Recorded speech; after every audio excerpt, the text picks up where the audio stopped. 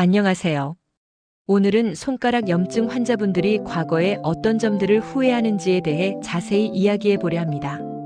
많은 분들이 초기 대처를 소홀히 하여 결국 병을 키우는 안타까운 경우가 많습니다. 손가락 염증, 그저 가볍게 넘기지 마시고 주의를 기울여 주세요. 대부분의 환자분들이 초기 치료의 중요성을 간과하는 것을 가장 큰 후회 중 하나로 꼽습니다. 조금만 더 빨리 병원에 갔더라면 하는 깊은 아쉬움이 남는다고 말씀하십니다. 손가락 염증을 초기에 제대로 관리하지 않고 방치하면 손가락 변형, 운동 범위 제한으로 이어질 수 있습니다. 심한 경우에는 불가피하게 수술까지 필요할 수도 있습니다. 일상생활에 큰 불편을 초래할 수 있으므로 적극적인 대처가 중요합니다. 특히 류마티스 관절염의 경우에는 조기 진단과 조기 치료가 무엇보다 중요합니다. 조기에 발견하여 치료하면 관절 손상과 합병증을 효과적으로 예방할 수 있기 때문입니다. 류마티스 관절염은 삶의 질을 크게 저하시키는 질환이므로 의심 증상이 있다면 즉시 전문의와 상담하는 것이 좋습니다. 퇴행성 관절염 역시 마찬가지로 초기 관리가 매우 중요합니다. 퇴행성 관절염을 방치하게 되면 류마티스성 관절염으로 발전할 가능성도 있습니다. 꾸준한 관리와 적절한 치료를 통해 질병의 진행을 늦추는 것이 중요합니다. 다음으로 많은 분들이 자가 치료의 위험성을 간과하는 것을 후회합니다. 인터넷에 떠도는 부정확한 정보만 맹신하고 섣불리 자가 치료를 시도하지 마세요. 이는 오히려 상황을 악화시키는 지름길이 될 수 있습니다. 정확한 진단 없이 자가 치료를 하는 것은 오히려 증상을 악화시킬 수 있습니다. 특히 감염성 염증의 경우에는 더욱 위험합니다. 자칫하면 심각한 합병증으로 이어질 수 있으므로 주의해야 합니다.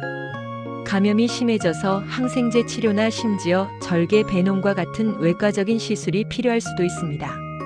검증되지 않은 민간요법이나 무분별한 찜질 역시 염증을 더욱 악화시킬 수 있으므로 삼가야 합니다. 그렇다면 구체적으로 언제 병원에 가야 할까요? 다음에서 제시하는 증상들이 나타난다면 즉시 병원을 방문하여 전문의의 진찰을 받는 것이 좋습니다.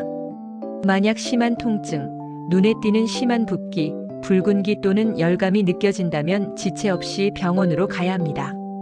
이러한 증상들은 염증이 심각하게 진행되고 있다는 신호일 수 있습니다.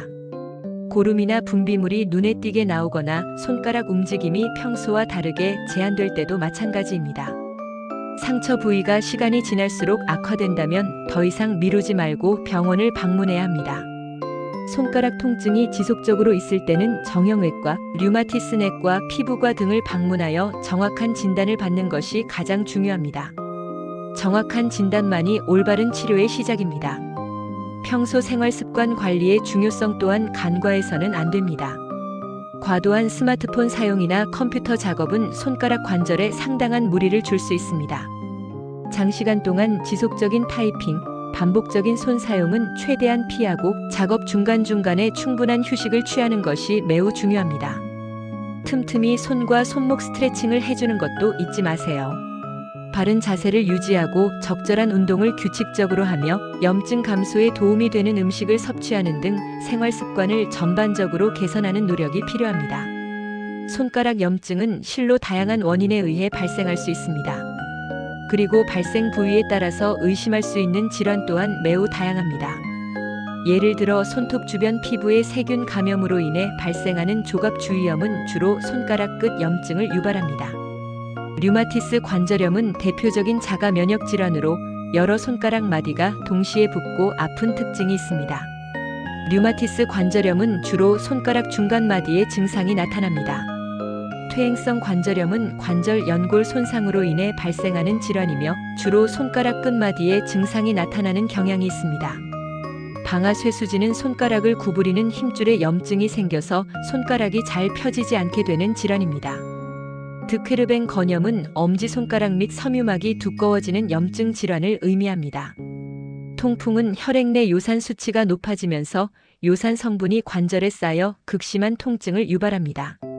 손목 터널 증후군은 손목 신경이 압박을 받아서 손가락 저림과 통증을 유발하는 질환입니다.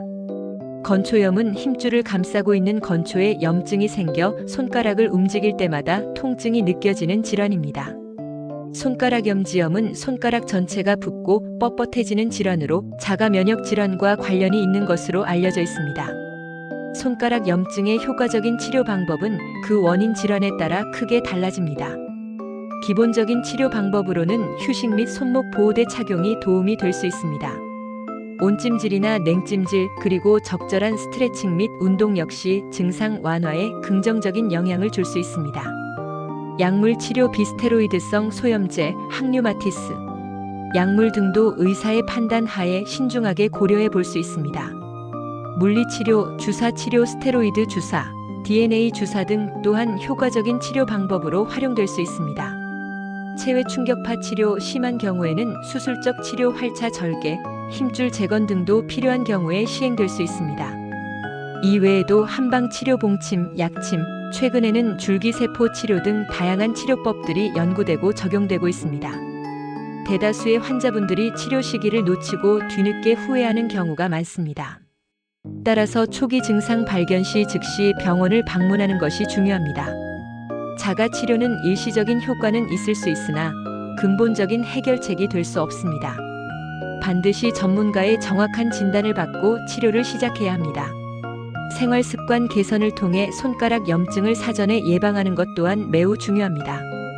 꾸준한 관리만이 건강한 손을 오랫동안 지키는 가장 확실한 방법입니다. 손가락 염증, 더 이상 방치하지 마시고 적극적으로 대처하세요.